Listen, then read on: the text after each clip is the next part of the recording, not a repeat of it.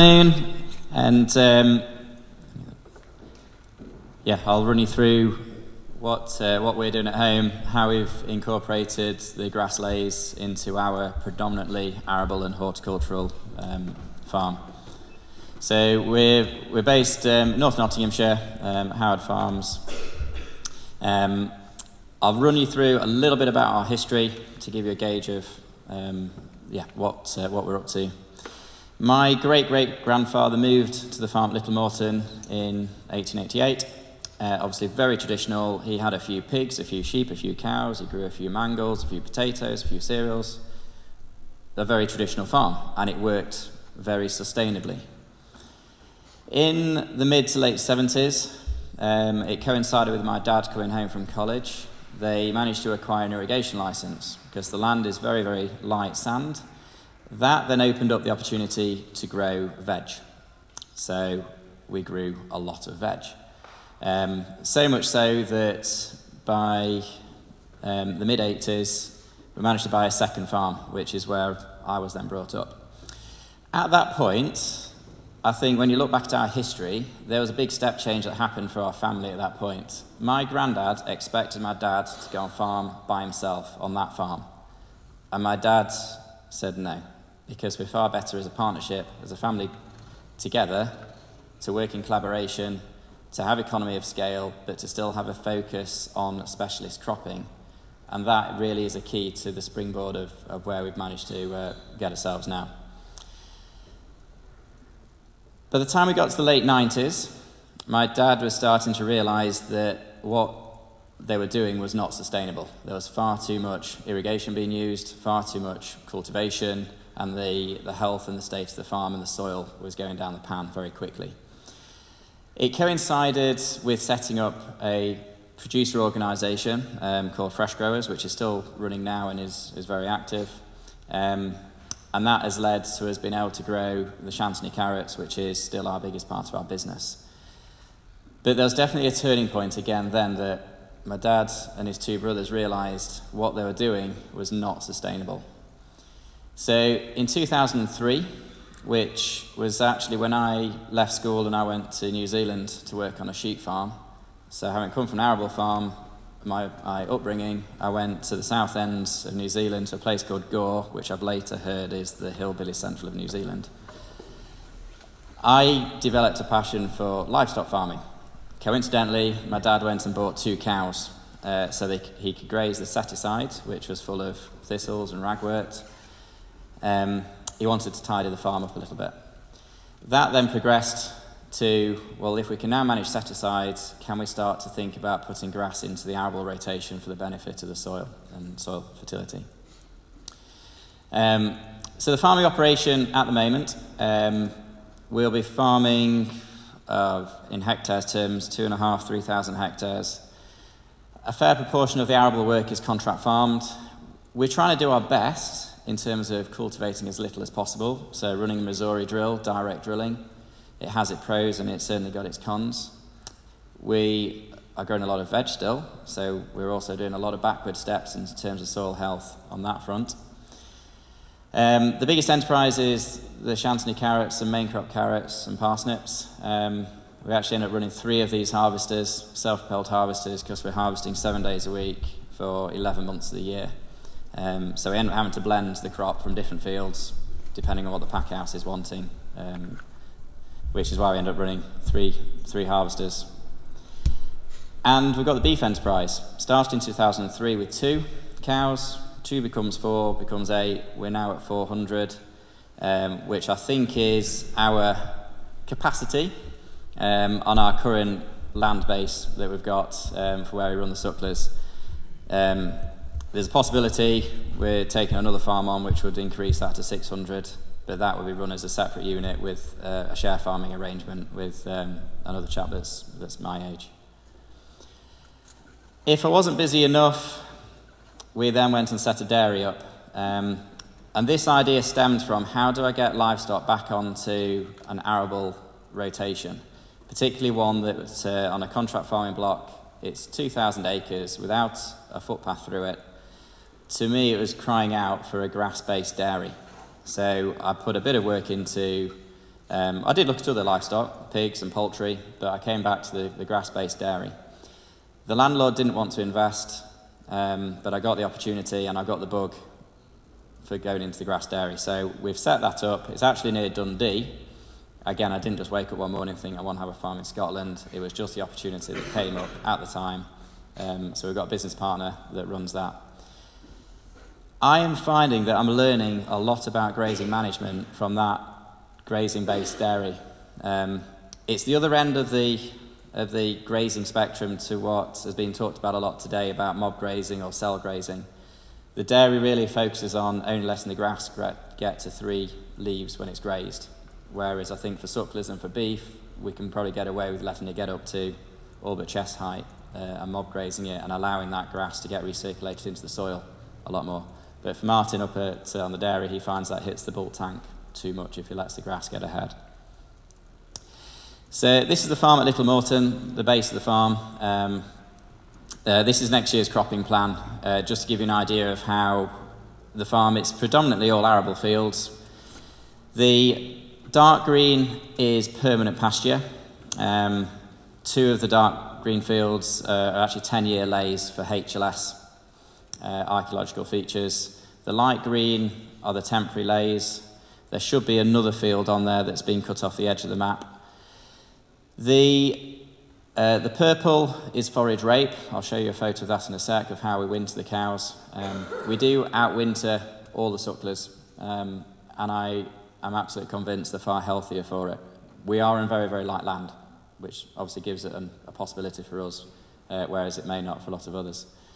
The orange is fodder beet next year, which will be the first time we'll have grazed fodder beet, but as the stock numbers are growing, I'm wanting to grow more winter forage, reduce the amount of silage we're having to make, so we'll end up strip feeding that next year.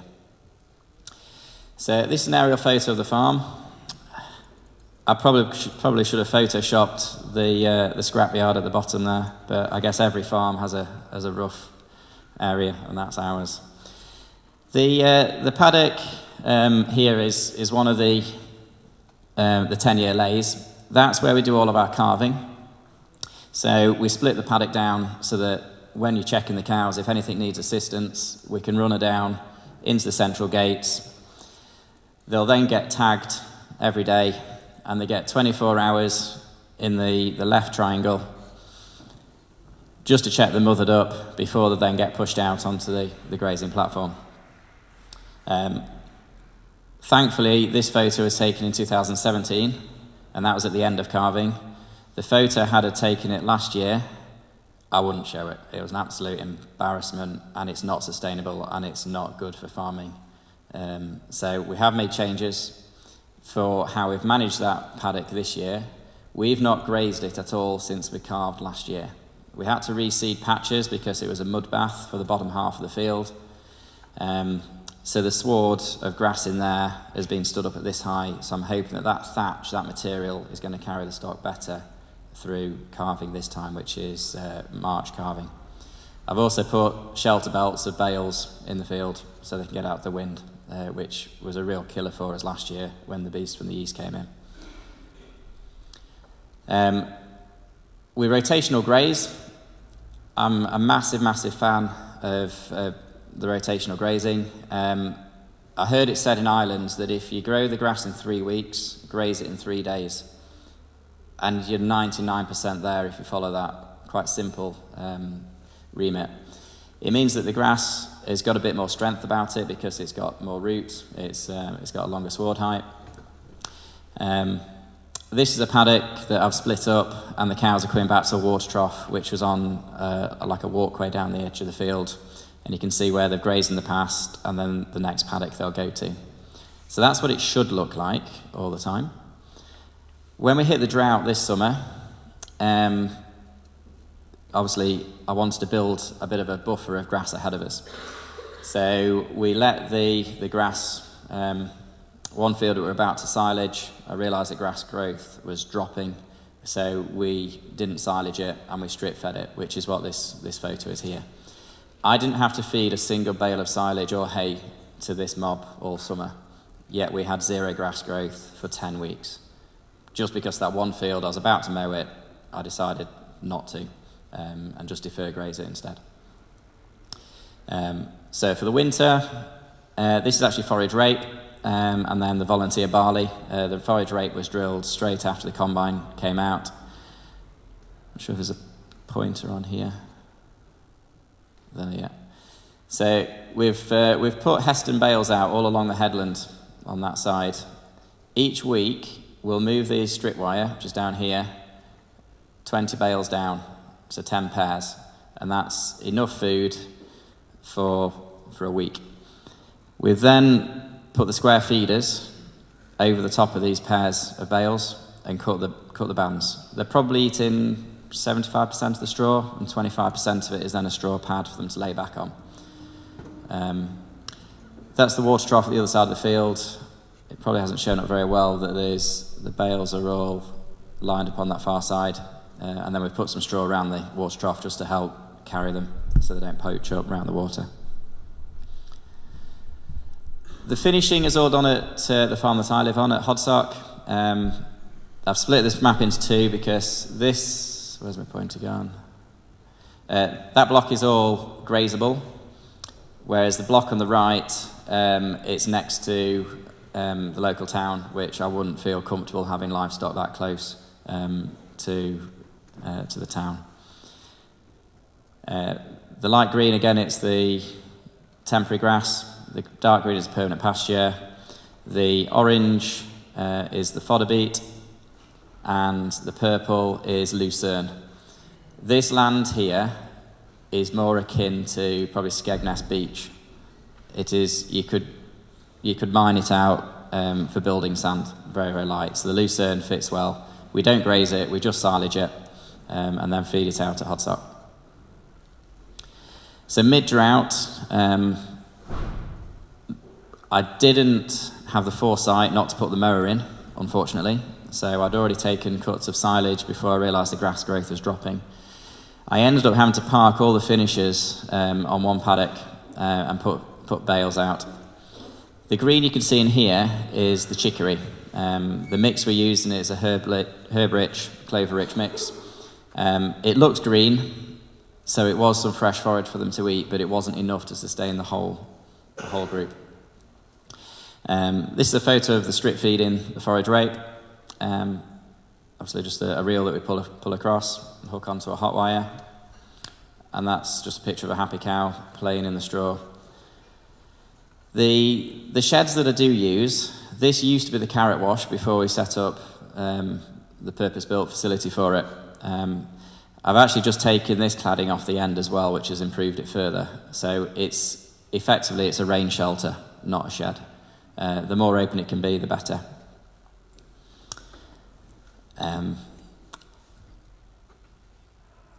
Just thinking of other things to include on what we're doing.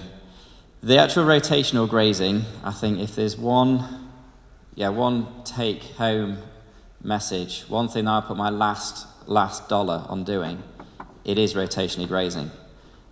We do rent some grassland in that are set stocked because it's a small paddock. Some of it's in HLS, so we're not allowed to rotationally graze it.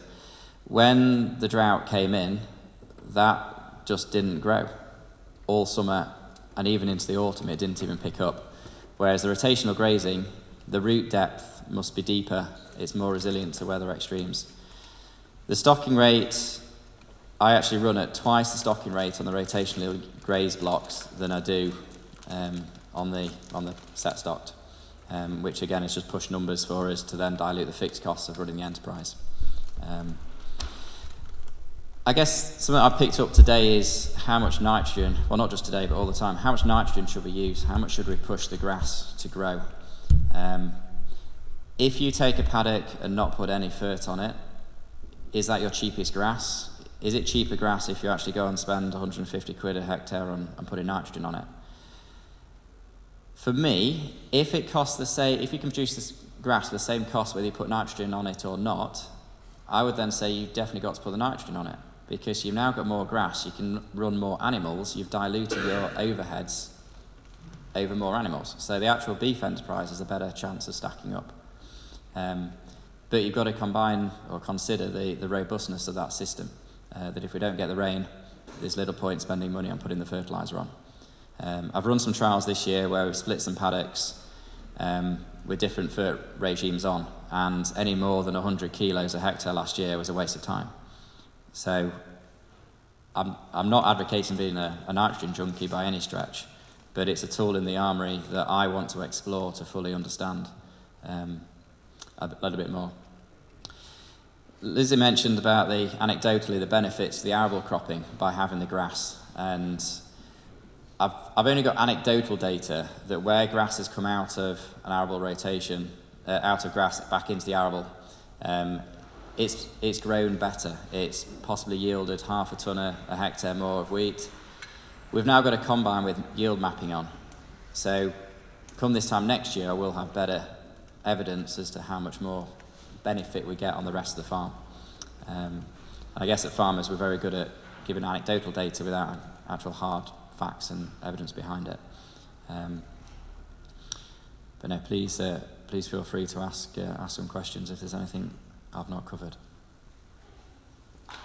Okay.